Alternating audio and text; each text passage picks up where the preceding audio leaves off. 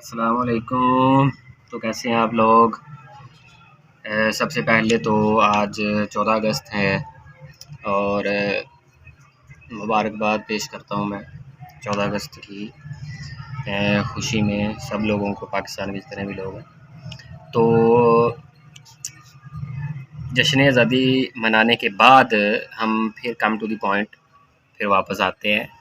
तो जैसा कि हम पहले पढ़ चुके थे कि हम फ़र्म की कॉस्ट और रेवेन्यू पढ़ रहे थे। तो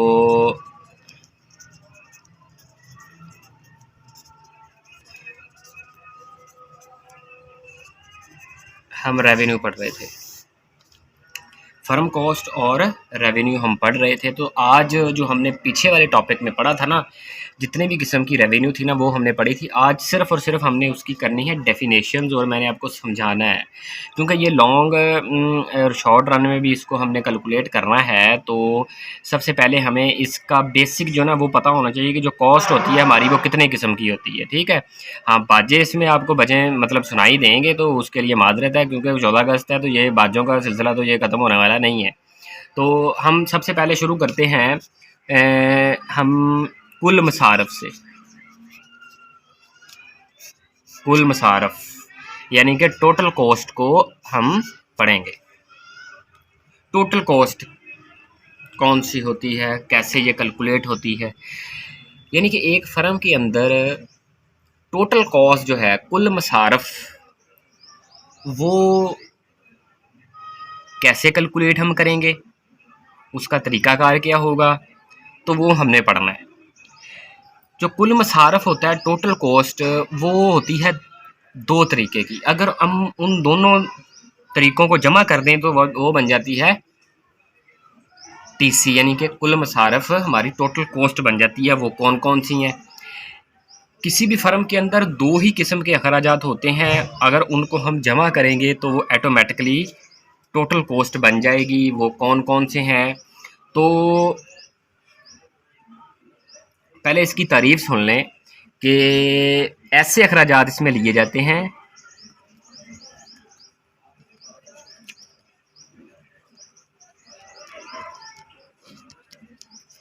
जो किसी फ़र्म को शय की ख़ास मिकदार पैदा करते वक्त बर्दाश्त करना पड़ते हैं। जो किसी भी फ़र्म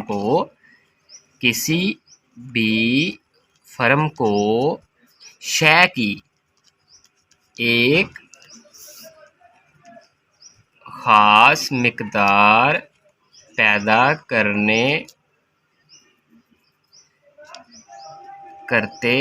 वक्त बर्दाश्त करना पड़ते हैं, वो होते हैं जी कुल मसारफ। अब इसको तरीक़ाकार है, इसका फार्मूला है बाकायदा। जैसे कि मिसाल के तौर पर कीमत, ज़मीन की कीमत है या लगान, इमारत का किराया, कर्ज़ों का सूद है, मज़दूरों की उजरत है, मशीनों और खाम माल की कीमत है, नकल व हमल के अखराजात है, पब्लिसिटी, नशर व इशाअत के मसारफ, जितने भी किस्म के जो मसारफ होते हैं ना एक फ़र्म के अंदर, क्योंकि टोटल मसारफ हम पढ़ रहे हैं, कुल मसारफ पढ़ रहे हैं, तो उसमें जितने भी किस्म के हमारे अखराजात होते हैं ना किसी भी फ़र्म के अंदर, वो सारे हम इसमें शामिल करते हैं। अब ये होते हैं दो तरीके के। एक कौन से होते हैं? एक है जी फ़िक्स कॉस्ट यानी कि मुअय्यना मसारफ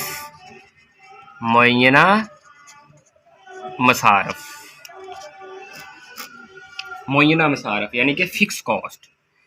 अच्छा, ये हम आगे पढ़ेंगे इसको, यानी कि ये कौन कौन सी होती हैं मुअय्यना मसारफ। और दूसरे नंबर पर होते हैं प्लस मुतग़य्यरा मसारफ।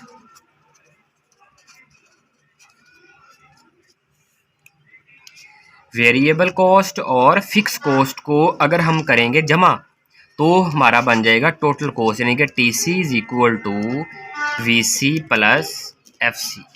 तो ये इसका फार्मूला है, ये आपने याद रख लेना है, इसको भूलना नहीं है आपने। कि कुल मसारफ जो होते हैं वो वीसी को और एफसी को जमा करने से हासिल होते हैं। अब हमने ये पढ़ना है इसको तफसील के साथ कि मोइना मसारफ और मुतगैरा मसारफ कौन से होते हैं, इसको आपने याद करना है। तो बेसिकली कुल मसारफ का फार्मूला होता है, क्योंकि जब हम आगे इसका स्केड्यूल बनेगा ना, तो मेरा भाई स्केड्यूल जब बनेगा तो ये फार्मूले हमने वहाँ पे पुट करने हैं, तो हमें क्या होगा, स्केड्यूल हासिल होगा। तो आगे मोइना मसारफ किसे कहते हैं? मोइना मसारफ होता है ऐसे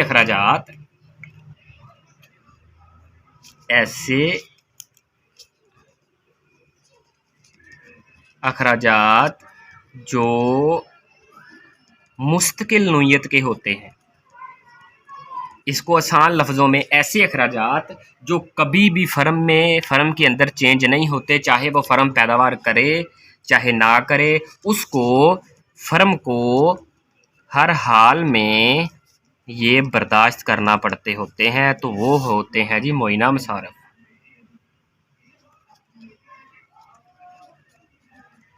मिसाल के तौर पर अगर फ़र्म एक लगी फ़र्म है, फ़र्म के अंदर अभी प्रोडक्शन नहीं हो रही, बिल्कुल ज़ीरो प्रोडक्शन है, तो उस वक्त भी वो कोई ना कोई अखराजात बियर कर रही होती है। मिसाल के तौर पर अमारात का किराया, बिल आ गया, या मुस्तकिल मुलाजमीन जो उन्होंने तनख्वाहें पर रखे होते हैं, मुस्तकिल मुलाजमीन वो चाहे प्रोडक्शन करे ना करे, तो वो हो गए जी हमारे पास मुअय्यना मसारफ।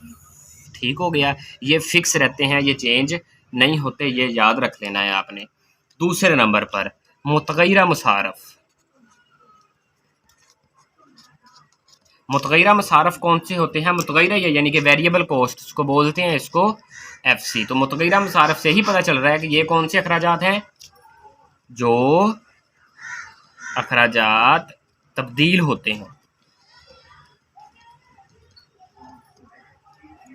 इनका ताल्लुक कारोबार के चालू हालत में होने से फिर पता चलता है जब कारोबार चालू होता है, यानी कि हमारी जब प्रोडक्शन शुरू हो जाती है किसी भी फर्म के अंदर, जब प्रोडक्शन शुरू हो जाती है तब ये शुरू होते हैं। जैसे कि जैसे ही किसी फर्म के अंदर प्रोडक्शन आ गई तो ज़ाहिरी बात है नए मजदूर भी आएंगे, नई मशीनरी भी आएगी, नए को टूट के शिकस्त और डेप्रिसिएशन लोन्स के अखराजात भी उसी में शामिल हो जाएंगे, तो चेंज तो आएगा अखराजात में।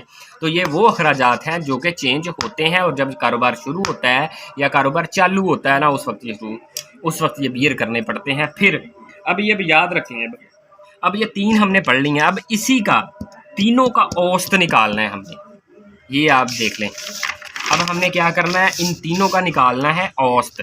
इस पर ट्रिक आपको बताता हूँ। हमने पहले पढ़ा था कुल मसारफ, यानी कि इसको बोलते हैं हम टीसी। अब हमने निकालना है एटीसी, यानी कि औसत कुल मसारफ। ये देखें, ठीक है, इसका फार्मूला मैं इधर लिख लूँगा। फिर दूसरे नंबर पर अभी हमने पढ़ा है मोइना मसारफ, पढ़ा है, उसको हम क्या कहते थे, एफसी। हमने इसका मालूम करना है एएफसी, यानी कि औसत मोइना मसारफ।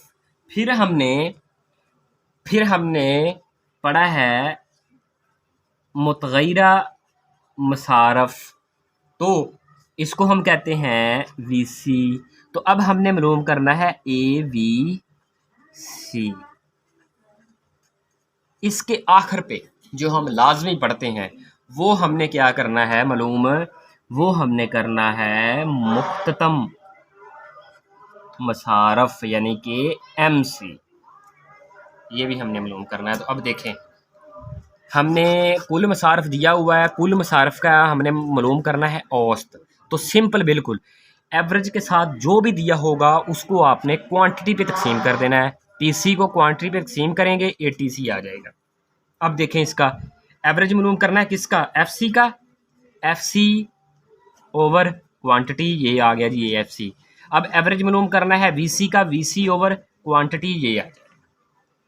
आगे समझ। अब जो आखिरी है मार्जिनल कॉस्ट, मार्जिनल कॉस्ट कौन सा होता है कि अगली इकाई, वेरी नेक्स्ट यूनिट, इसका क्या तारीफ क्या है, अगली या आखिरी इकाई से हासिल होने वाले मसारफ या अखराजात। मिसाल के तौर पर हमें किसी फर्म को 100 जोड़े जूते जो है वो तैयार करने पर 8,000 रुपये कुल मसारफ बियर करना पड़ रहे हैं। कितने? 100 जोड़े जूते कितने बियर करने पड़ रहे हैं? 8,000। अब वो क्या करेगा, 100 है ना, 101 यानी कि ये एक जोड़े का जूता जो ना, एक जोड़ा जो उसने बाद में तैयार किया जोड़ा, उसकी तैयारी पर मिसाल के तौर पर हमारे अखराजात हो गए जी 8,075। तो अब ये जो एक जोड़ा है उस पर जो आने वाले अखराजात हैं वो कितने हुए? यानी कि कितने हुए? 8,075 माइनस 8,000 इक्वल टू 75। तो ये जो 75 है यही तो है एमसी भाई, यही तो है एमसी।